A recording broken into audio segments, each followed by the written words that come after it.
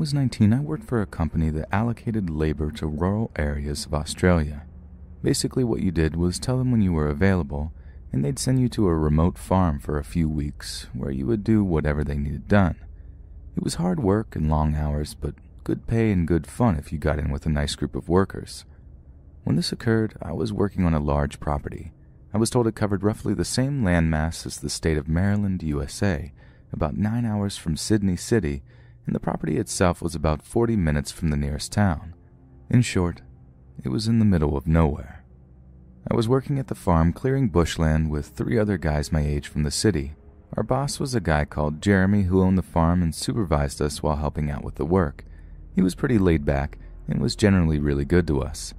This summer in particular was very hot and the work was hard. So one day when the temperature hit about 38 degrees Celsius or 100 degrees Fahrenheit, Jeremy decided to give us the afternoon off. He said he knew of a water hole on the farm about a 25-minute drive north. I was keen for a swim, but the other guys just wanted to relax for the afternoon. So him and I hopped in one of the work trucks and started heading across the property. It was mostly wide, empty expanses with a few clumps of scattered bushland. Jeremy wasn't much of a talker, so we drove more or less in silence. After about 20 minutes, however, he suddenly perked up and jabbed me in the ribs. "Do you see that over there, beneath the 2 dead trees?" I should mention here that if you're not familiar with inland areas, particularly those in Australia, they are brown or red and mostly flat and bland, meaning any bright colors stick out like a sore thumb. So you can imagine our surprise when we could see a large blue angular structure far off in the distance. We steered in its direction, and as we got closer, we realized it was a huge blue shipping container just sitting in the middle of nowhere. Jeremy was perplexed, and I asked him if he knew what it was, but he obviously didn't. He said he hadn't seen it when he drove through the same area about 5 weeks before, and he wanted to go and see what it was. Initially, we pulled to a stop about 100 meters away from it. At this stage, I had a really bad feeling. The whole thing wasn't right. It's hard to explain, but if you can imagine seeing such a foreign object in the middle of a huge barren expanse, it had to be something weird. Jeremy, however, wanted to investigate, which I understood, given it was his property, but in truth, I was really anxious. As we got closer, things got even more bizarre. There was a big diesel generator behind it thumping away, and a CCTV camera on each side, all motion activated so they buzzed from side to side, following us as we moved around.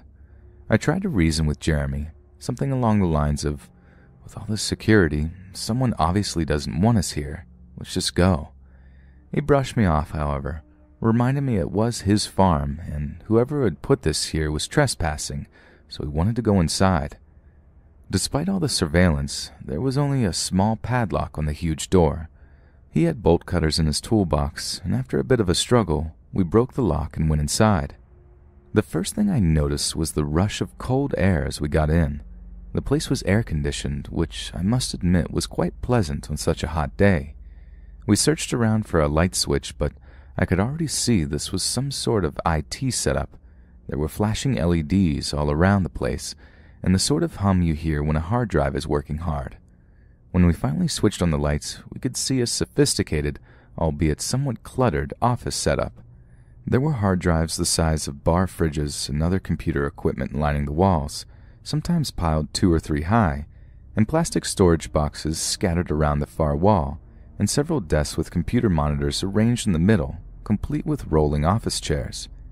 At this stage, I felt like I was in one of those nonsensical dreams. This made absolutely no sense. We wandered to the middle and sat down at the desk to see if the computers could give us any idea of what was going on here.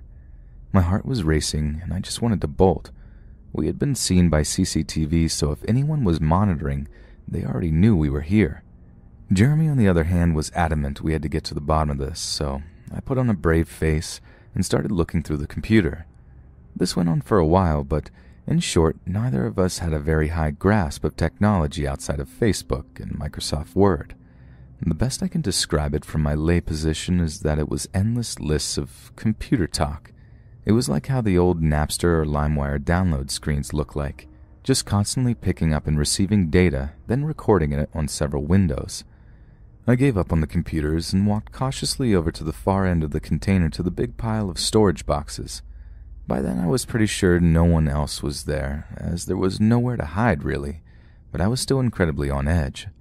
I decided, against my better judgment, to see what was inside all these boxes. My brief sift through this box still makes me feel sick to my stomach.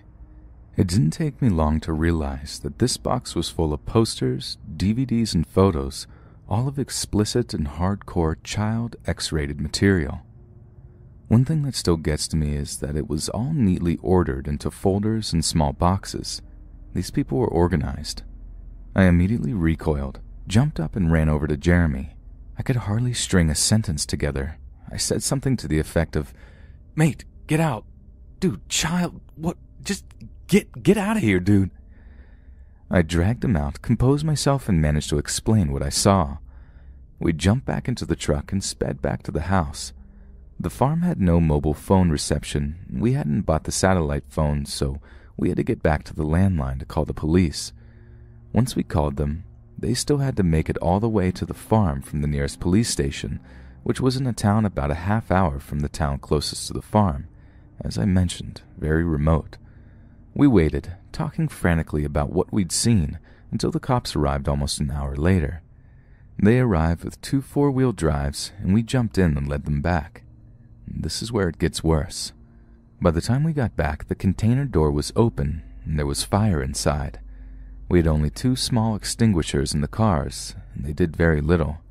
The fire department took an hour to get there, which, by that stage, most of the damage was already done. An arson report by the federal police found almost no evidence of the computer equipment described, and only traces of paper and cardboard. This means that whoever ran it knew we were there and had time to come and remove most of it and get away. There were various ways to get off the property, and the landmass was huge, and there was no real way to tail them. Since the police hadn't taken us all too seriously in the first instance, probably due to our poor explanation on the phone, aerial surveillance was also impossible by that time we had pieced it all together. I took a keen interest in following it up, but with no real evidence of who might be responsible, the investigation went cold. I've kept in contact with Jeremy, and the shipping container is still there on the farm, as it's too expensive to move. I'll never forget what I saw in those boxes.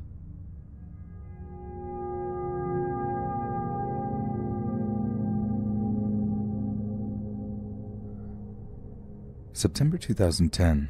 My boyfriend Dave, his best friend Tony, and my best friend Liz and I were all coming back to our hometown for our final year of college after spending the summer in London. We had a fantastic time, staying in my uncle's apartment, partying, and exploring such a big city. It was great. We stopped at a bed and breakfast that night about half of the way home, and were planning to get home at about 6 p.m. We all woke up early, about 4, maybe 5, ready to set off again, when we discovered that someone had obviously driven too close to our car and broke the right wing mirror off. Seeing as this was my dad's birthday present to me, and I had it barely 2 months, I was absolutely fuming. We asked the landlady where we could possibly find spares or something to use for the time being. She said she had driven past a makeshift scrapyard or something a while back. She wasn't sure if it was still there, but she drew us a rough map, and we got back on the road. I wasn't very sure if she was right about her directions because the closer we got to the area she circled it in, the more desolate the surroundings were. The roads got more difficult and had gone from stone to dirt. Around us there weren't any farms anymore, just long, weedy grass and patches of forest. It had basically become a moor. We were about to head off because of the wild animals, and I just have to get over being a paranoid driver and deal without my wing mirror, when surely enough my boyfriend pointed out in front to a handwritten sign directing us 2 miles down the road to Cafe and Car Spares. We drove down into a little cove surrounded by forest and all got out, except for my friend Liz, who was asleep in the back seat. There was a tiny cream hut with cafe spray-painted on the roof, a caravan, and a hill of metal and bits of cars. As to be expected, we were the only visitors parked up in front. The sun was up, but no lights or people were around. I guess they were still sleeping.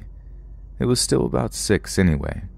We all walked up to the scrap pile, and I had to fumble through it, looking for a wing mirror or any sort of mirror that could do for the time being until I could get it repaired. Tony picked up what could only be at least a decade-old mirror and suggested we just take it and go. But me, being stupid and sincere, insisted I have to go give them some money for it. I can't just take it and go. I knocked on the door and waited. A big, hard-faced man answered the door and at first looked angry and tired, then smiled at me a two-toothed smile. He leered at me for a few seconds, then, seeing the boys approach, asked us what we wanted. Tony handed him the mirror and asked how much for it. He said nothing, just to get to know us, to which I thought fair enough. 2 more men then left the patio door on the other side. They turned and smiled, both skinheads with teeth like meth addicts, and came over. They stank. He gave them the mirror and told them to go attach it to our car. He then introduced himself as Ian, sat us down on the patio chairs, and offered us some sandwiches.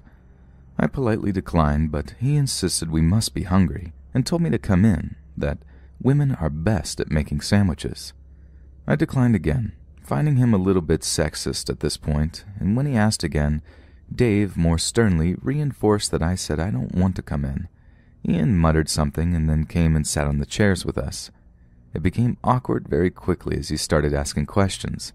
It started off innocently, like asking us how old we were, where we were from, and then became a little more uncomfortable. He asked if I had a boyfriend, to which Dave answered, and then started asking us both what we liked to do to each other.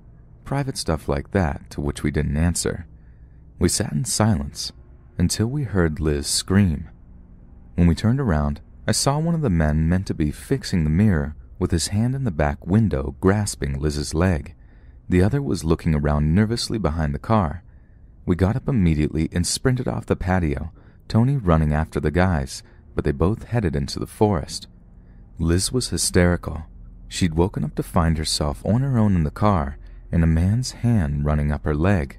I can't even imagine how terrifying that must have felt. I got into the back seat with her and consoled her while Dave came around the other side to get in and told us some nails were on the floor. We looked over and there were about 12 of them arranged around the tire, like the guy was ready to pop them. I couldn't really think why at the time, but now I wonder where they got all those car parts. We decided it was enough. We didn't want to spend any more time there, mirror or no mirror, and were ready to go when Tony was the last to get in the car. He closed the backseat door, and as we looked back and saw Ian re-emerge from the house with something long in his hands, running towards us, my vision adjusted when he got a bit closer, and then I realized he was holding a rifle, a hunting rifle. At that point, I actually burst into tears and hit the engine, slamming on the accelerator as hard as possible. The car started to go, and we got up to about 90, forgetting the dirt roads and just driving over whatever until that scrapyard was out of sight.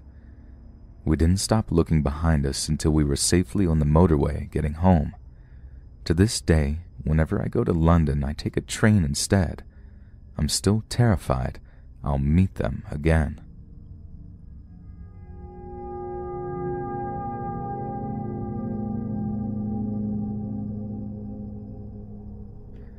I live in a town of about 11,000 in rural Wisconsin. Not by reference, but for a job. We are moving when I get a better one. I was on my way to my employer's house. He runs the company out of his basement until we get a new office space. I was being tailgated bad by a ratty blue car and a white bald guy. I drive a Kia Soul, which has a flat back end. So if I can't see your headlights, that means you're a mere few inches off my butt, and you will get me tapping my brakes. This guy did. He honked at me. Whatever.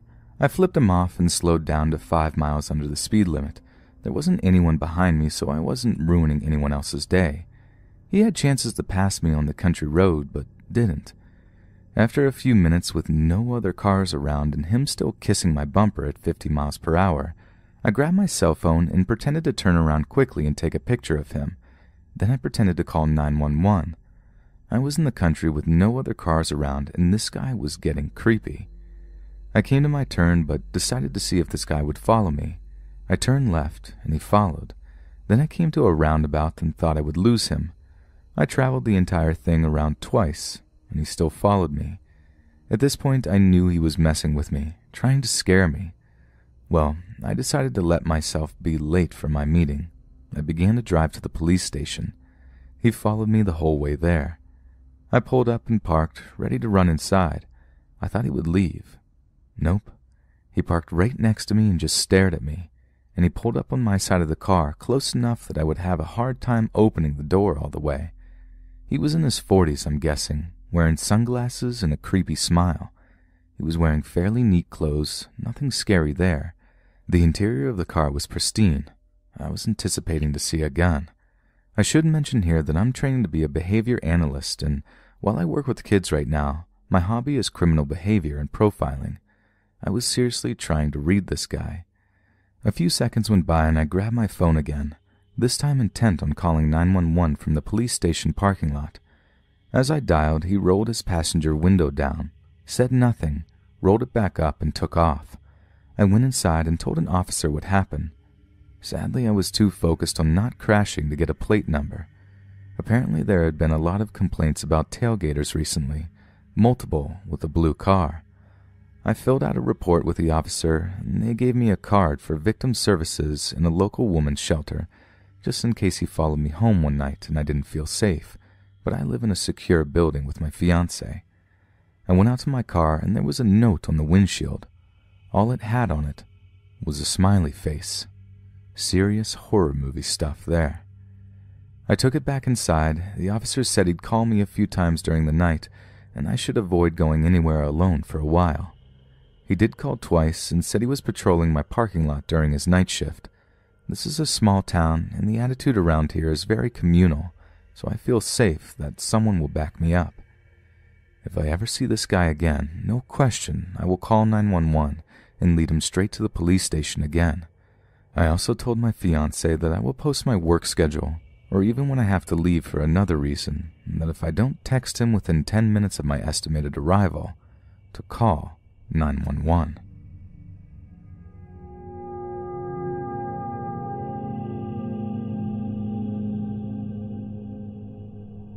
This happened like 16 years ago. I was 12 then. I was in the summer camp of my Boy Scout troop, but with both boys and girls. As are all in Spain, scouting here is actually a quite liberal thing. One of the most important activities during the summer camp is what we called the raid, basically going out of the camp to adventurously trek for a couple of days. My friends and I planned an amazing route through a beautiful mountain range called the Pyrenees in the northeast of Spain. 3 days walking, 2 nights sleeping out of the camp. My raid group consisted of 15 boys and girls, all between the ages of 12 and 14 years old. We took food with us, knew how to read a map, how to build shelter, how to search for water, and pretty much anything necessary to survive for a couple of days, so no adults were coming with us. And that doesn't happen anymore. Our plans for the first day were to climb a mountain that was just under 10,000 feet high and sleep by a glacial lake nearly on top of it. It was a long walk from our camp, about 15 miles and quite steep, so at about 1800 we decided we were going to not reach the lake at a prudent time.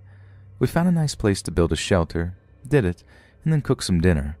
We were in the middle of a beautiful mountain, about 6 miles from the nearest road, and let's add another 5 kilometers more to the closest village. We couldn't have been happier.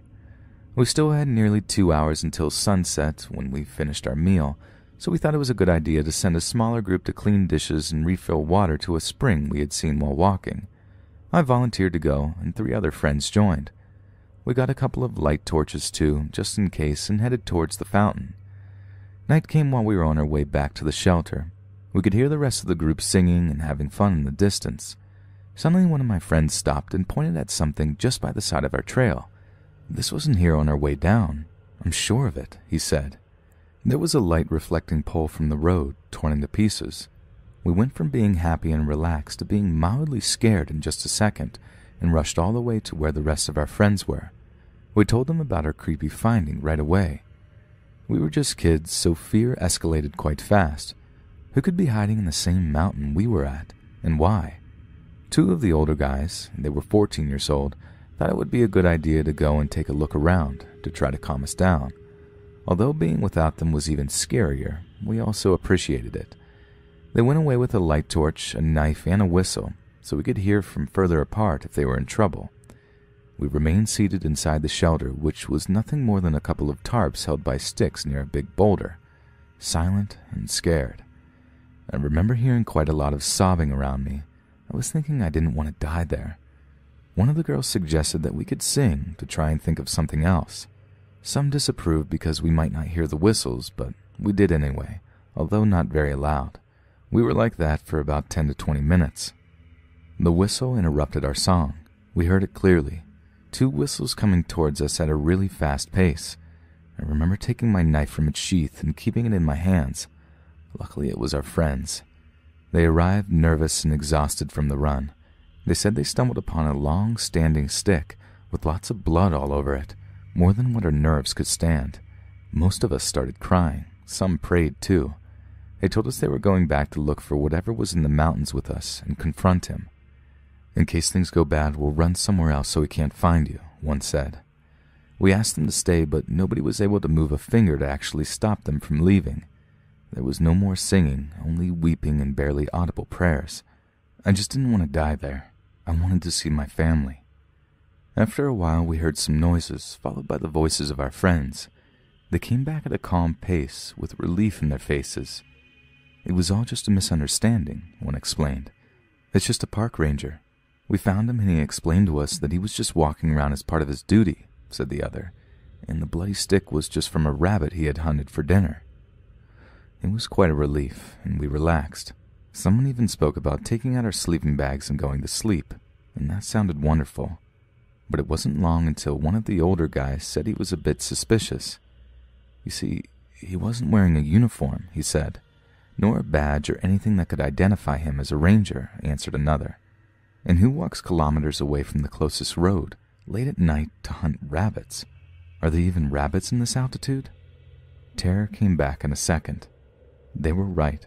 That story didn't make any sense. Let's go back there and freaking threaten him, one of the older guys said. We asked them to stay with us again and got the same results. Once they were gone, someone said that maybe he had followed them and now knew exactly where we were. We all shivered in panic. Nobody was paying the slightest attention to anyone else anymore. Nobody cried and nobody prayed. I remember I only had one thought in my mind. I'd rather kill than get killed in this terrible place. We waited seated, silent, and ready to fight for our lives. We all had our knives out and ready. Minutes passed, and suddenly we heard people running and approaching. We heard screams of terror. From the sound, it was obvious there were more than 2 people coming at us. I hadn't been more scared in my life.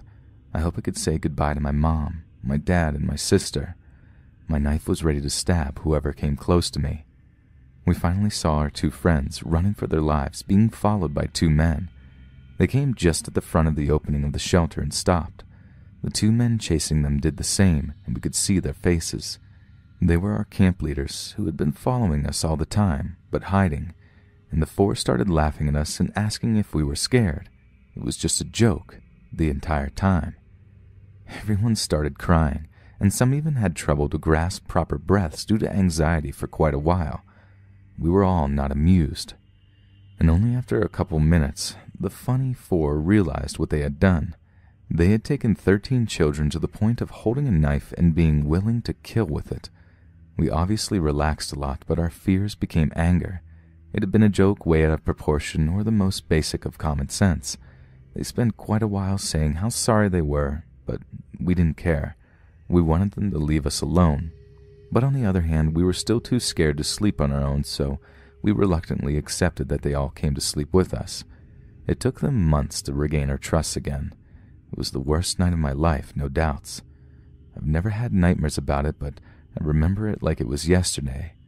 Now that I'm older, I always like to think of what would have happened if 2 guys had been there to kill us. We were children, sure, but armed and ready to defend ourselves if need be. I'm a journalist, so I can't help but think of some headlines. 2 murderers stabbed to death in the mountains by 13 children. Things were a lot different back then, and the Scouts has definitely changed for the better.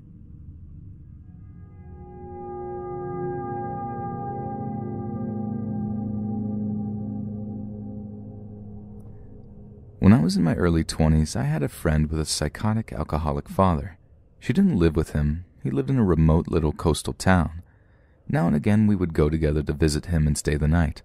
My relationship with him was creepy in itself, but that isn't the subject now. One night, when we were visiting, my friend and her dad had a drunken blow-up and kicked us out of the house. It was about midnight. We had gotten the lift down and didn't have a car. My friend's dad lived about 4 kilometers out of town, a huddle of 2 or 3 shops by way of a dirt road. We started walking down the dirt road to the town where there was a telephone booth. This was in the days before it was commonplace to have a mobile phone. I was going to call my folks, who lived about an hour and a half away, and see if they would come get us. The whole way to town, my friend was drunkenly moaning and crying about her broken relationship with her father, and she didn't let up by the time we got to the phone booth. We sat on a bench next to the phone while I woke my parents up. They agreed to come get us, and I sat down on the bench for the long wait. Shortly after this, a van appeared and parked just behind the bench we were sitting on, maybe 5 meters away. There were 2 young men in the front seats, and they were looking at us. If that didn't make me nervous enough, the van door slid open, and I saw there were a number of young guys in the back. I don't remember how many, more than 2. The place we were sitting was deserted. There were no houses nearby, just more road. No people, nowhere to run, no one driving by. It was a crappy little nowhere town. I stood up so I could see them better and kept my eyes fixed on the van full of men, acutely aware of our vulnerability. What I saw was that they were looking back at us. They were talking among themselves, quietly at first. Then they started talking more and more loudly. It became evident that they were deliberately talking loud enough for us to hear. They were talking about pulling us into the van and taking us somewhere to have their way with us and kill us.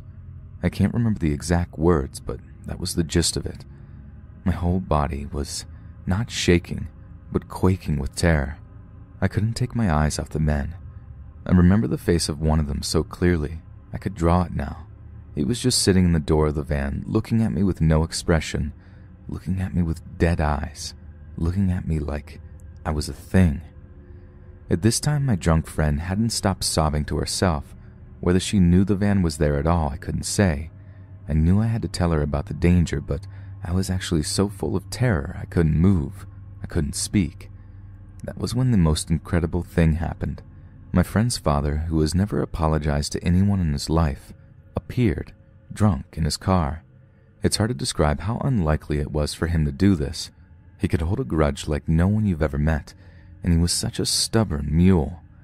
He and my friend had an emotional reunion. The whole time my eyes were fixed on the van. The men had stopped talking and were just watching us. "Let's go," I said. We got in the car and started heading for my friend's dad's house. The van started up and began to follow us. I tried to explain to my friend's dad about the men, but he said, "I'll just slow down and they can pass." They slowed to a crawl behind us, and then they began to shout out of the windows, screaming threats. They followed us all the way down the dirt road, and then all the way down the driveway of my friend's dad's house. They just sat in the van behind us, and we sat in the car waiting to see what would happen. All of my friend's dad's neighbors were holiday homes, and nobody was in that night. We knew that if the group of men decided to get out of the van and carry out those threats, we would get no help. After a very long time, the van backed out of the driveway, and they left. My parents came in a panic to the house when they couldn't find us at the shops. My friend's dad hid in shame, and I went back to my family's house. I've been asked if I went to the police, but I can't remember. I don't think I did. It was a messed up time in my life, but that incident changed me forever. I'm a very fearful person now, and very overprotective of my kids, and I don't want to change because I'd rather be like this than accidentally trust one of the millions of psychos out there.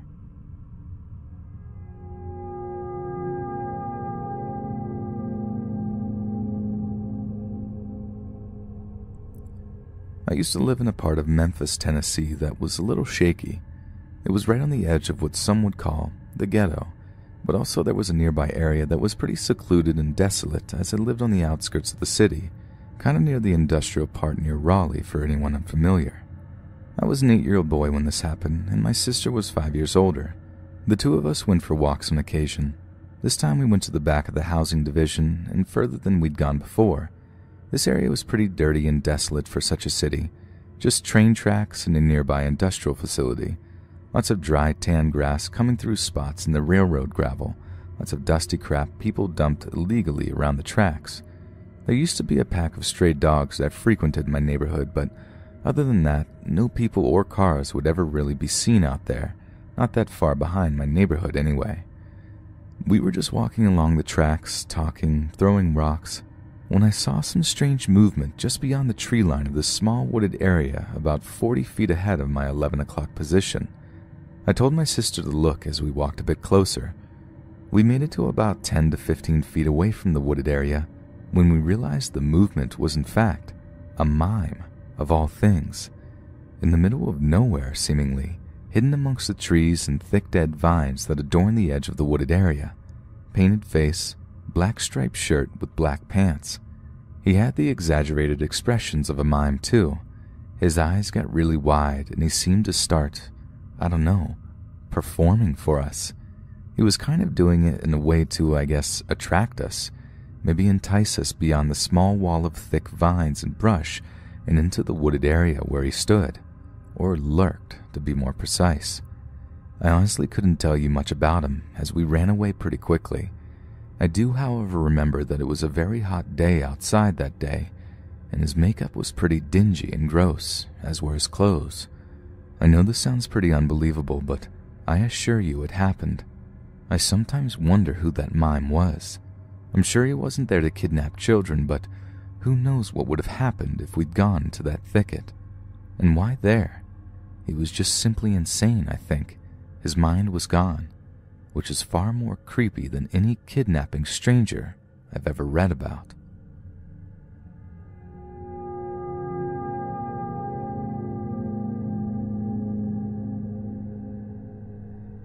This happened last year. School had just started, and my only child was in kindergarten. She had only been in school a few days.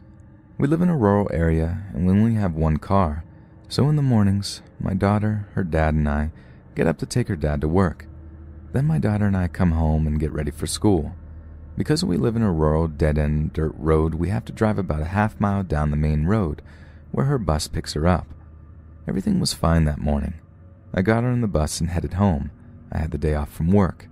I only work part-time, so days off in the middle of the week was normal for me. Anyway, I was doing some house cleaning and putting away some laundry.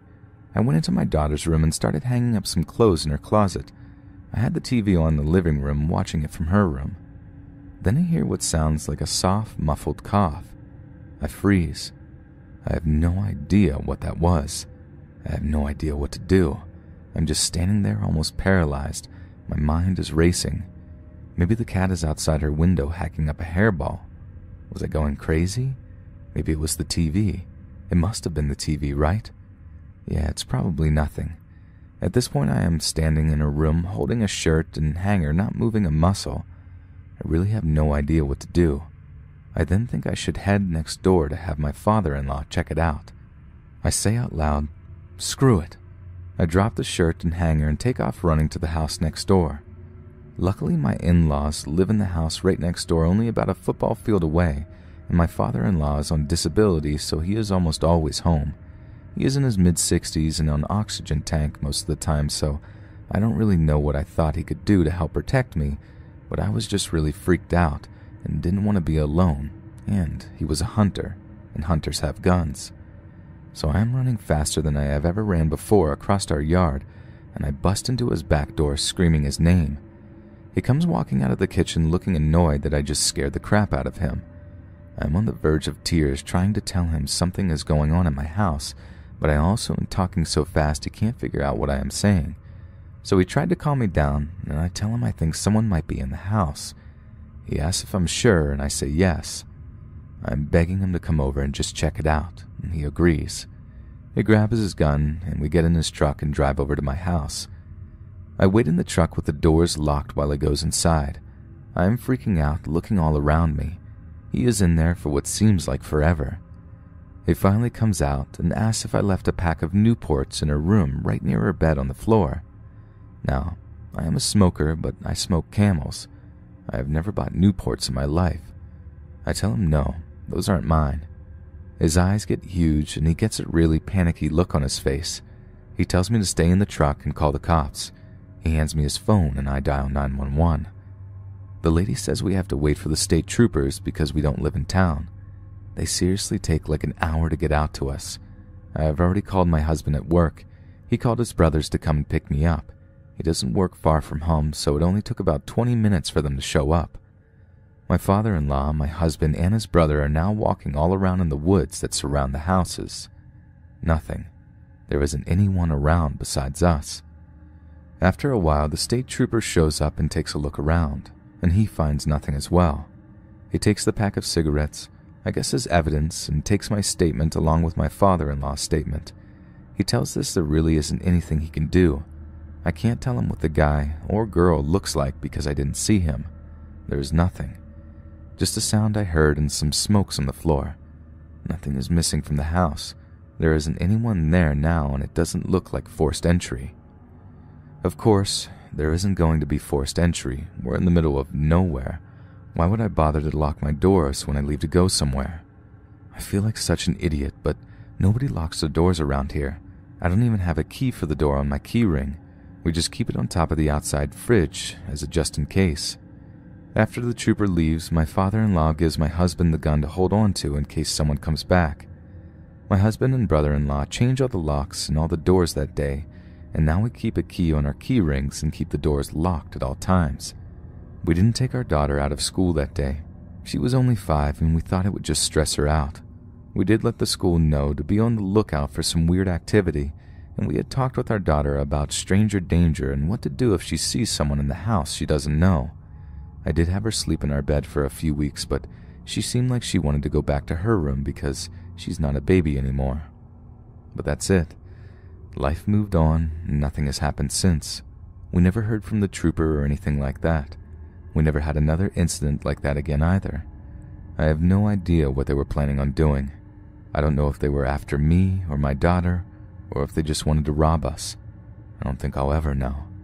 I still get paranoid from time to time, and I hate to be alone in the house. My husband got me a dog to keep me company and help protect us. I hope with time the fear will get less and less. Please always lock your doors no matter how safe you think your neighborhood is. You never know who might just be passing through.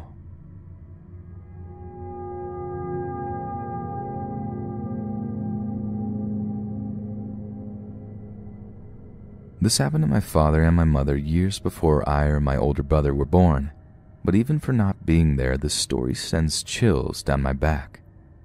A few years after my father had graduated from CSU, my mother had graduated from TCU, and they both had jobs at a small company in Fort Worth, Texas. Having met a few company parties and hitting things off a few years later, they finally got married, and my father got a job in Colorado for a small but growing engineer company. So off they go, packing up and moving from Fort Worth, Texas to Colorado. Getting in a car with their few belongings, they start to make their way to Colorado. Now, I'm not sure why they took the road they did, but instead of a larger interstate highway, my father and mother decided to take a smaller, not-so-traveled one on a highway on their final stretch back to my father's hometown to catch Highway 14 to their new home. Having driven all day and it being the middle of the night, my father had the idea of pulling off to the side of the road to sleep for a few hours before waking up and finishing out the journey.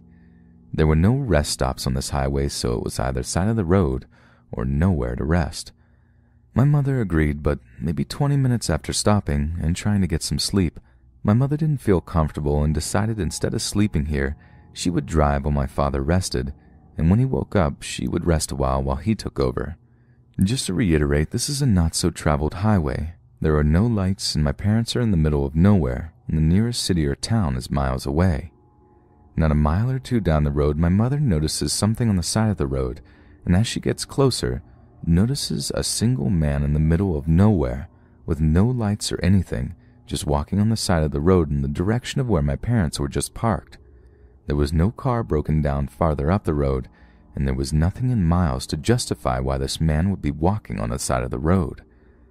My parents don't bring it up much, but they have wondered what would have happened if they had both fallen asleep in their car that night, with a man walking on a stretch of road that can kill you from thirst. Strangers out there are strange indeed.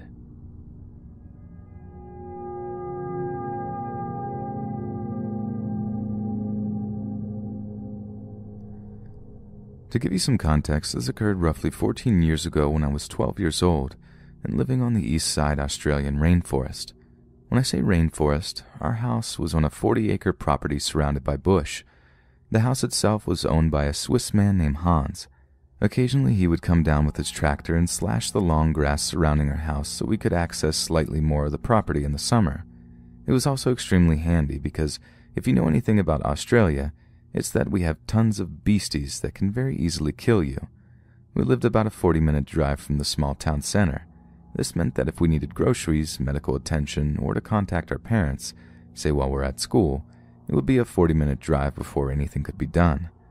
The house sat on the side of a large mountain roughly 3/4 of the way up, so naturally most of the land we called home was strewn with valleys, nooks, and hideaways.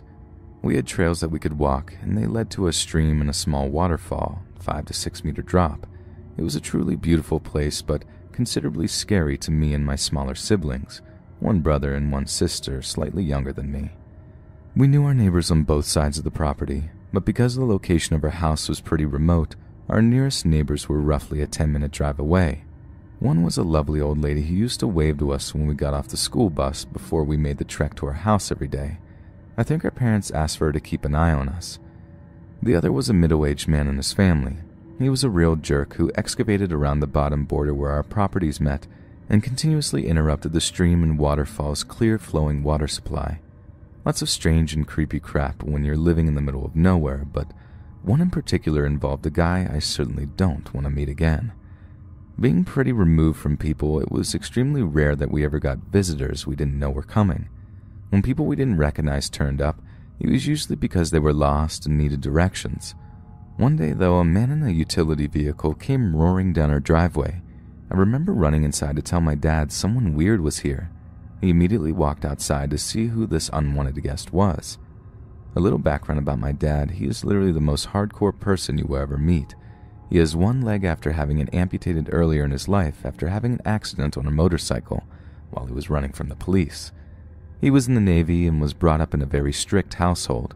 He had grown up in a very rough part of Sydney's west, so he had some pretty shady contacts too. In short, he is someone you really don't want to mess with. I wouldn't be surprised if he had killed someone in his life prior to having kids. Anyway, my dad goes outside to see what all the commotion is about while my mom keeps us inside, being protective. The man has a large red-furred dog in the back of his car that looks like a German Shepherd cross. It snarled at my dad, but immediately cowered when the stranger told it to shut up. Our own dog Millie, renowned beast killer just for the record, was snarling and going ballistic while being chained up in the house. "Hey, my name is John." The way the man spoke was like a salesperson, a really slick and smooth guy who was on the outside seemed friendly but with the overtone of wanting something. So my dad immediately responded with, "So what are you doing here, John? What do you want?" The man was taken aback, obviously not used to dealing with someone as hostile as my dad. Then they talked for a while and I could hear my dad talking with a sense of confusion about whatever this man had to say. I did, however, hear my dad say, "What are you thinking? Just call the cops." I found out later that the lovely old lady next to us had died. Apparently John was on the other side of her property and went to visit her and found her dead. He also asked my dad if they should move the body to make it easier for police to investigate. This is obviously why my dad was telling the man to call the police immediately. So later that night, the police showed up to take a statement from my dad and John, who was hanging around at our house until the police arrived. I remember my dad pulling an officer aside and explaining that John wanted to move the body when he first arrived. P.S. The reason I know all of this is from asking my mother at the time and my father some years later. The police left without any more questions as it looked like she had died from natural causes. John was still at our house. I found him to be a very unsettling person. The way he smiled, the dark of his eyes. He was unfamiliar, but acting like he was one of us. I remember it was a school night and I was trying to watch TV, and he was playing songs on his guitar with my mom and dad at the table. I was angry because he was ruining my shows, and I told Mom I wanted him to go and that I thought he was weird. She smiled and told me that she felt the same and told me I should go to bed. The next day, things seemed normal. Went to school, came home. Not seeing the familiar friendly face of the old woman stung a bit on my way past her house. It felt strange, and I hoped that she knew her family loved her before she passed. I was a bit sad on the walk home, until halfway down the driveway, I noticed John's utility vehicle again parked out of the front of her house. I walked closer and was greeted by his dog, Rusty. He walked outside with my dad, and I heard him call Rusty to his car as he was leaving. Apparently he was borrowing tools from my dad. He left and waved goodbye like he was someone that I was going to miss. Again, that sense of our overfamiliarity made me feel uncomfortable. I didn't know this man, and I didn't like this man, and I was hoping he would never come down to our driveway again. My dad then pulled me aside and asked me what I thought of John. I labeled him a weirdo and told my dad I was hoping he wouldn't come back. For the second night in a row, when John returned Dad's tools, he was sitting in our house playing guitar and annoying everyone. My mom and dad were visibly unimpressed by the situation. I heard my mom and dad argue about him hanging around until eventually my dad told him he needed to leave, as it was time for us to go to bed. He insisted that it was early and tried to make an excuse to stay. I found that very odd. I was polite enough to know when someone didn't want me around, so why didn't this man? Or if he did know, why wouldn't he leave? After ushering him out, my mom and dad had a big talk in their room, and my dad told us that he didn't like John and that he was going to ask him not to come over anymore, and if we saw John again, to immediately tell him. The next day was a Saturday, so we were going to blow up our cheap inflatable pool and go for a swim as it was pretty warm out. Around 11 a.m., the sound of a car thundering down the driveway alerts me, and I go outside. I run back inside to tell my dad that John is back. Just like the first time I ever laid eyes on John, my dad goes outside, and we stay inside with my mom, watching and listening through a screen door. John again, with his weird, overfamiliar smile and dark eyes, greets my dad and is met with, "Look, mate, I don't know who you think you are, but I don't want you coming around here anymore. You scare my kids and wife, and I don't want you to come back. Do you understand?" I didn't hear John's reply from his tone. It sounded like he was confused and tried to reason with my dad. Dad wasn't having it and told him to go or he would call the cops. As he was leaving, Dad said, "Don't come back, or you'll be sorry." This is where things truly get weird. As my dad lays this subtle threat on the man, his face completely changes to one of rage. He glares at us in the house, sticks up his finger and speeds out on the driveway, shouting profanities and churning up gravel, spraying it towards our house. My dad came back and told us we wouldn't be seeing John anymore, and if we did, we were going to call the police. I was relieved. This odd man made me feel uncomfortable in my home, and the way he reacted when he left confirmed the feeling I got from him when I first saw him. I can't remember if it was the Sunday or the Monday after that, but John did come back. He tried to reason with my dad and say sorry for whatever caused us not to like him. Before he even got out of the utility vehicle, my dad said, "If you don't turn around and leave, I'm going to smash your face in." He did just that. My dad then called the police to inform them of what happened. Apparently they were going to go talk to John. I didn't hear any more of what happened to that conversation. A few weeks went by with no sightings or happening with John, and we all felt like things were back to normal. This was until our mailbox had been tipped out of the ground and smashed or possibly run over. I remember asking my dad what happened, but he wasn't about to give me any ideas. He later told me that he knew it was John after the way that last conversation ended. The next week after the mailbox incident, we went into town to get groceries and a fast food dinner as a bit of a treat. And as we came down to the driveway, my dad immediately stopped my mom from proceeding and said that something was wrong. Next to the carport where we parked our car, at the back of the house, there was a window that was open to the bathroom. My dad must have spotted the window was missing. As we drove down, he got increasingly more intense until we all noticed the window was missing. I remember being confused in the back seat, not really knowing what was going on, until I saw it. A man, dark eyes, overfamiliar, coming from the window that led to the shower. My dad was exploding with rage. He told my mom to rush down the driveway so we could mess this guy up. The man proceeded to escape the window and run down the back of our property into the thick lantana, a really thorny shrub-like plant. My dad, only being on one leg, let Millie loose as she was going ballistic tied up to the house. She raced down the lantana-engulfed hill into the darkness. She came back with nothing. My dad went out with his flashlight and couldn't find anything either. I'm not sure if anyone slept that night. None of our possessions had been stolen or even moved.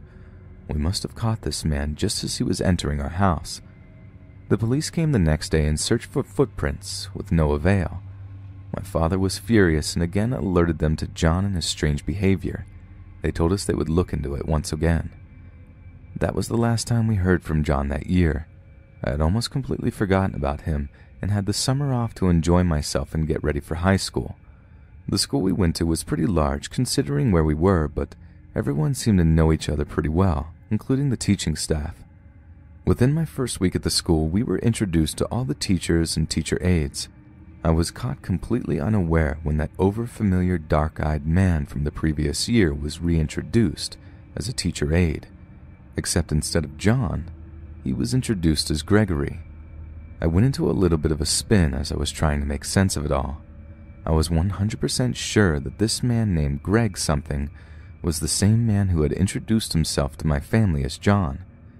At that moment, so many things rushed into my head. What if he killed the old lady? What if he didn't live close by? What if he wanted to move the body so he could frame my dad? If he lied about something as critical as his name, what else was he lying about? What if police never even made contact with him? I was sitting there for a good 10 minutes trying to piece it together until the teacher called my name to bring me back to reality. This is when he noticed me. The look on his face when he saw mine was one I'll never forget. He immediately recognized me. He looked shocked. His eyes were wide and he said nothing. Just staring, I had just found out his dirty little secret. I could sense that he was now the one feeling uncomfortable and on edge. Later that day, I rushed home to tell my dad who I had found. He was shocked and repeatedly asked me if I was sure. I went to the school the next day and discovered the man had put in for indefinite leave yesterday and may not return. When we learned of the news, my dad told me to watch out and let him know should John or Greg ever return.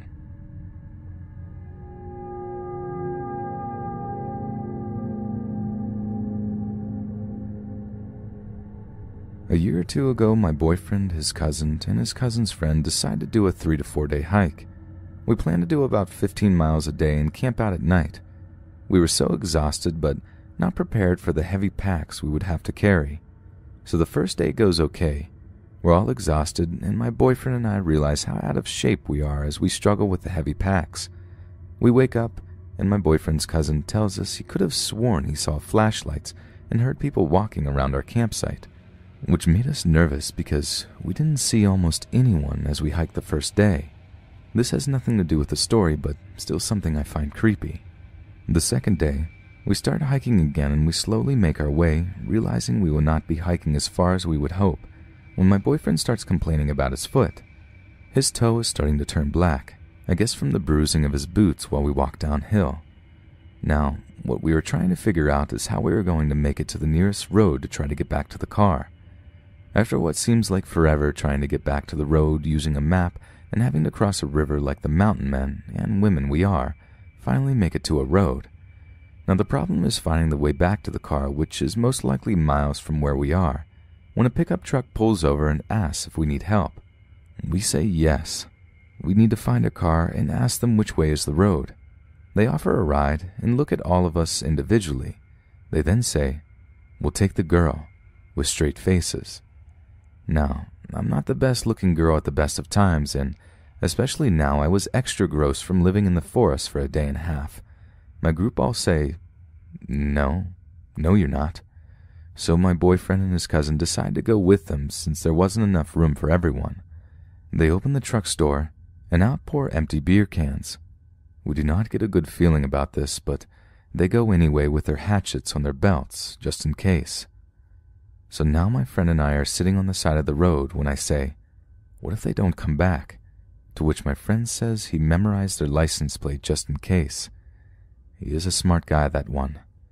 Eventually they come pick us up in our car, telling us how these guys were speeding down these narrow roads and being reckless. So thank God they made it back safe. The hike was a fail, but at least we're still alive, right? I just have no idea what would have happened if only I went with them in their car. Hey friends, thanks for listening. Be sure to subscribe and click that notification bell to be alerted of all future narrations. If you got a story, be sure to submit them to my subreddit, r/Let's Read Official, and give and receive feedback from the community, and maybe even hear your story featured in the next video. And join my Discord to interact with me and other listeners directly.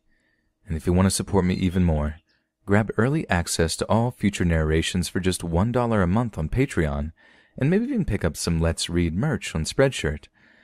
Check out the Let's Read podcasts, where you can hear all these stories in long compilation form and save huge on data, located on both Spotify and Apple Podcasts. Links in the bio.